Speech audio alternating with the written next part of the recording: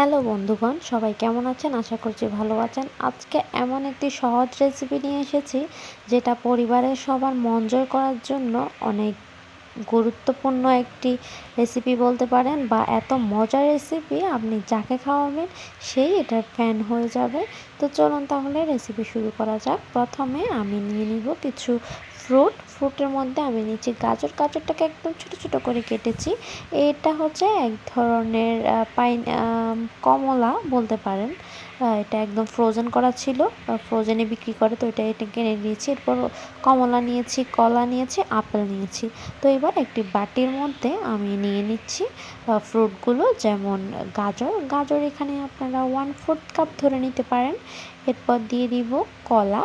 কলা আমি হাফ কাপের মতো দিয়েছি। কলা দিলে কিন্তু আমার টেস্ট অনেক ভালো লাগে, এই জন্য একটু বেশি দিয়েছি।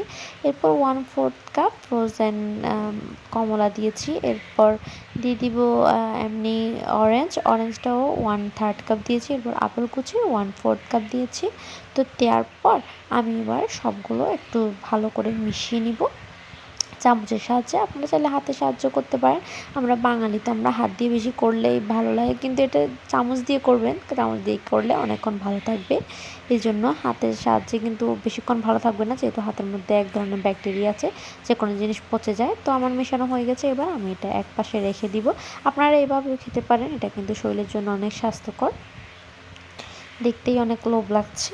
তো এবার আমি এটাকে এক পাশে রেখে একটা ক্রিম তৈরি করে নিব। এর জন্য একটা বাটি আর বিটারের দুটি কাটা আমি 1 ঘন্টার জন্য ফ্রিজে রেখেছিলাম, একটু ঠান্ডা হওয়ার জন্য, যাতে ক্রিমটা হতে বেশি সময় না লাগে। এরপর আমি এবার সেই বাটির মধ্যে হুইপড ক্রিম দিয়ে দেবো। এখানে হাফ কাপের মতো আছে। তো প্রথমে আমি মিডিয়াম স্পিডে 1 মিনিটের মধ্যে বিট করে নিব। তো বিট করে নেওয়ার পর দেখতে পারবেন যে এরকম হয়ে গেছে।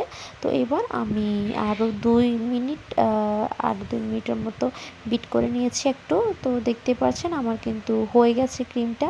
তো এবার সর্বশেষ আমি এখানে পাউডার সুগার দিয়ে দিচ্ছি। পাউডার সুগার আমি 1 চামচ দিয়েছি। তবে আপনারা চাইলে পাউডার সুগারের পরিবর্তে এই যে কনডেন্স মিল্কটা দিতে পারেন, তাহলে কিন্তু টেস্ট আরও ভালো আসবে। তো এরপর আমি ভালো করে 30 সেকেন্ডের মতো বিট করে নিয়েছি, মানে পাউডার সুগারটা যাতে ক্রিমের সাথে ভালো করে সেট হয়ে যায়। তো এবার আমাদের ক্রিম কিন্তু একেবারেই তৈরি। এটাকে হুইপড ক্রিমও বলতে পারেন। তো এবার আমি ক্রিমটা, এই যে ফলের মিশ্রণটা বানিয়ে রেখেছিলাম, সেখানে দিয়ে দিচ্ছি।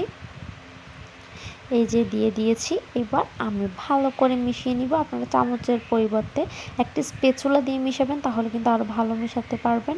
তবে এটা খেতে কিন্তু অসম্ভব মজা হয়েছে। আমার ফ্যামিলির যাকে দিয়েছি সেই কিন্তু অনেক প্রশংসা করেছে, আর বলেছে যে এটা কী দিয়ে তৈরি করেছো। আমি তো বলিনি কী দিয়ে তৈরি করেছি, তাহলে তো সবাই জেনে যাবে, এই জন্য। তো এটা অনেক মজা, আপনারা নিশ্চয়ই ঘরে একবার ট্রাই করতে পারেন। এটাকে ফ্রুট কাস্টার্ড বা ফ্রুট সালাদ যে কোনো কিছুই বলতে পারেন। আর একবার ঘরে ট্রাই করে আমাকে কমেন্ট বক্সে জানাবেন যে কেমন হয়েছে। তো আজকের ভিডিও এ পর্যন্ত। আশা করছি ভিডিও ভালো লেগেছে। যদি ভালো লেগে থাকে তাহলে অবশ্যই ভিডিওটি শেয়ার করে দিবেন। তো সবাই ভালো থাকবেন। আমার নেক্সট ভিডিওর জন্য আমার চ্যানেলটি সাবস্ক্রাইব করে আমার ফেসবুক পেজটি ফলো দিয়ে দিবেন প্লিজ। তো আজকে এ পর্যন্ত। আল্লাহ হাফেজ সবাইকে। তো সর্বশেষ আল্লাহ হাফেজ বলে আমি বলতে পারতেছি না। তো সর্বশেষ আমি একটু কিশমিশ দিয়ে ডেকোরেশন করে দিলাম।